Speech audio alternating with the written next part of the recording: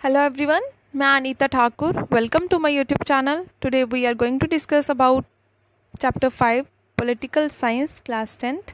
So और today's topic is mobilization and organizations. तो चलिए इसको स्टार्ट करते हैं. जैसे कि यहाँ पर बताया गया है कि हम लोगों ने दो एग्जाम्पल्स को स्टडी किया जिसमें हम लोगों ने देखा कि कुछ ऑर्गेनाइजेशंस जो थी वो कुछ पॉपुलर स्ट्रगल्स चला रही थी जिसकी वजह से उनको सक्सेस से मिली. और ये नोट किया हम लोगों ने कि उन्होंने क्या किया था. मतलब उन्होंने स्ट्राइक्स के लिए कॉल करा था, मतलब स्ट्राइक्स बुलाई थी जो कि 7 पार्टी अलायंस जिनको एसपीए कहा जाता था नेपाल में, वो बुलाई गई थी ताकि वो क्या कर सके, स्ट्रगल चला सके, ताकि अपनी डिमांड को मनवा सके. और उसके बाद ये जो अलायंस था उसमें कौन लोग इन्वॉल्व थे. इस अलायंस में 7 पार्टी अलायंस में कुछ बिग पॉलिटिकल पार्टीज़ जो थी वो इन्वॉल्व थी और कुछ मेंबर्स थे पार्लियामेंट के जो इसमें इन्वॉल्व थे. लेकिन एसपीए जो था वो इतनी ज़्यादा, मतलब हम लोग ये बोल सकते हैं कि इतनी बड़ी ऑर्गेनाइजेशन नहीं थी जो इतनी ज़्यादा मास अपसर्जिंग जो थी वो कर रही थी, मतलब कि लोगों को मोबिलाइज कर रही थी, लोगों को अवेयर कर रही थी. और इस प्रोटेस्ट में बहुत सारे और लोग भी ज्वाइन हो चुके थे. और वो लोग कौन से थे. इस प्रोटेस्ट में नेपालीज़ कम्युनिस्ट पार्टी थी जिसको मोइस्ट कहा जाता है, और वो बिल्कुल भी पार्लियामेंट्री डेमोक्रेसी में बिलीव नहीं करते थे. उसके बाद यहाँ पर बताया गया ये जो पार्टी थी उसने क्या करना शुरू कर दिया, उसने आर्म्ड स्ट्रगल जो थी वो स्टार्ट कर दी. किसके अगेंस्ट नेपाली गवर्नमेंट, नेपाल के अगेंस्ट उन्होंने, मतलब आर्म्ड स्ट्रगल मतलब गोला बारूद लेके उन्होंने मतलब अगेंस्ट स्ट्रगल करना स्टार्ट कर दिया. और उनने कहा कि हम लोगों को क्या करना है, कंट्रोल जो है वो अपना कंट्रोल इस्टेब्लिश करना है नेपाल के मैक्सिमम पार्ट्स में, ठीक है. और उसके बाद यहाँ पर बताया गया ये जो स्ट्रगल थी उसमें बहुत सारी ऑर्गेनाइजेशंस जो थी वो इन्वॉल्व थी. इवन के वहाँ पर पॉलिटिकल पार्टीज़ जो थी वो कम थी, ठीक है. और जितनी भी मेजर लेबर यूनियंस थी उन्होंने फेडरेशन मतलब बनाई और उन्होंने फिर क्या किया, मूवमेंट में ज्वाइन किया. बहुत सारी ऑर्गेनाइजेशंस थी like organisation of indigenous people वो लोग जो क्या करते हैं, एक प्रॉपर हम लोग बोल सकते हैं प्लेस टू प्लेस मूव करते हैं, ठीक है. और उनके राइट्स जो थे वो उनको प्रॉपर्ली नहीं मिल रहे थे. टीचर्स थे, लायर्स थे, ह्यूमन राइट्स ग्रुप्स थे जिन्होंने क्या किया, जो चाहते थे कि हम लोग भी इस मूवमेंट में आप लोगों के साथ खड़े होंगे, स्टैंड लेंगे ताकि हमारी नीड्स जो हैं वो इजीली फुलफ़िल हो सके. उसके बाद ये जो प्रोटेस्ट था वो दूसरी एग्जाम्पल जो है उसमें ये बताया गया, प्रोटेस्ट चल रहा था कहाँ पर, बोलिविया में, जो कि वाटर प्राइवेटाइजेशन को लेके चल रहा था कि वाटर जो सप्लाई थी वो किसके हैंड में थी, मतलब म्यूनसिपल कॉरपोरेशन के हाथ में नहीं थी, वो एमएनसीज के कंट्रोल में थी, ठीक है. और ये जो बोलिविया में प्रोटेस्ट हुआ उसमें कोई भी पॉलिटिकल पार्टी जो थी वो लीड नहीं कर रही थी. ये एक ऐसी ऑर्गेनाइजेशन थी जिसका नाम था फेडिकोर, जो इसको लीड कर रही थी, जो इस मूवमेंट को चला रही थी. और इस ऑर्गेनाइजेशन में कौन कौन लोग इन्वॉल्व थे, इसमें लोकल प्रोफेशनल्स थे, इंजीनियर्स थे और इन्वायरमेंटलिस्ट थे, ठीक है.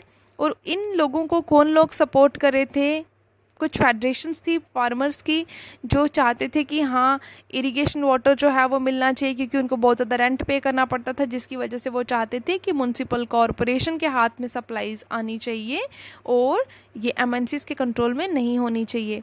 उसके बाद फैक्ट्री वर्कर्स थे, उनकी यूनियन थी. मिडिल क्लास स्टूडेंट थे, यूनिवर्सिटी ऑफ कोचंबा के वही जो थे स्टूडेंट्स वो लोग थे.